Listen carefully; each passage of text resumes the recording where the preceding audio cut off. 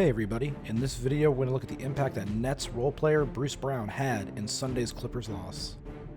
In games between two really good teams with a lot of star firepower, sometimes the games are not decided because of the stars but rather by role players. Here Bruce Brown sets a screen against Paul George and is going to roll to the rim.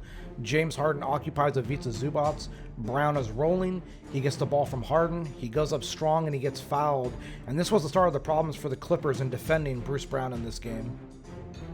Clippers also did a very poor job of picking Brown up in transition. Here, Beverly tries to go under this DeAndre Jordan screen but gets caught up on it a little bit.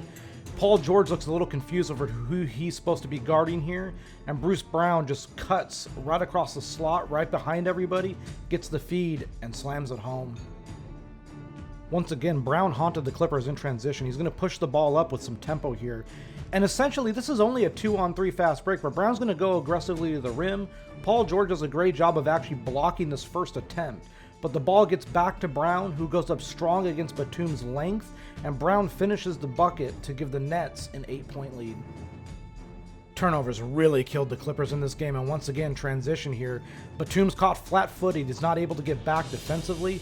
Joe Harris passes to Bruce Brown.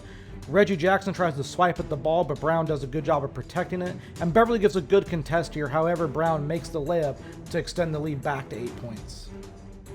The other problem the Clippers had was keeping Brown off the glass. Beverly's matched up on Brown in transition here, but once the ball goes to Irving, Beverly has to step up, which is going to allow Brown to be near the rim on this pass. Clippers do a great job here of digging down to prevent Brown from going up with the layup, but he does find Green for the three. Still, Green misses it.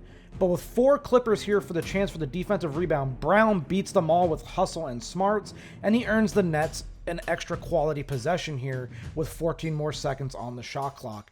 The Nets like to use Bruce Brown as a screener in the pick and roll game because of his ability to roll to the rim.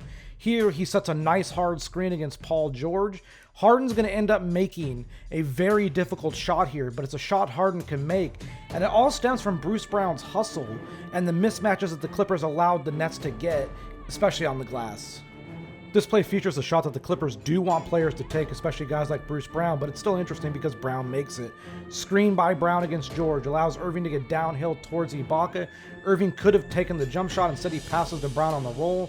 And Brown's going to go up with a nice little floater here, 52% shot probability. Ibaka gives a solid contest, and Brown makes the shot, even though it is slightly difficult. This was a game that the Clippers really needed to limit the role player impact out of players from the Brooklyn Nets, because while you can allow Kyrie and James Harden to go off, you cannot allow role players to do the same, and they really let it happen with Bruce Brown by just not paying great attention. Brown sets the screen against Batum. He's going to roll. Harden is going to occupy Ibaka, which allows Brown to sneak in behind Ibaka. Brown then gets the ball and smartly goes up on the other side of the rim, negating Ibaka's shot blocking, and makes the layup. Nothing ever good comes from giving a role player confidence either. You've seen Bruce Brown make several shots already. His confidence already is sky high. He knows what he's good at. The Nets know what he's good at. He's not going to step outside of his comfort level, and his confidence is so good. As Irving gets kind of stymied by Batum here, Brown is going to slot cut right across the face, gets the ball, goes up really strong against Morris. This is a tough shot, but he makes it to push the lead back to 8 for Brooklyn. Brown is a really smart player, and he killed the Clippers with his smarts, his timing, and his know-how. Brooklyn's going to actually come up here, and they're going to set a screen with Landry Shamet against Terrence Mann. This forces the switch with Williams on Harden. This is what Brooklyn wanted. I don't know why the Clippers switched it so easily here, but as Harden drives, Brown's going to slot cut right from the elbow, and this is going to allow him to get to the middle of the lane.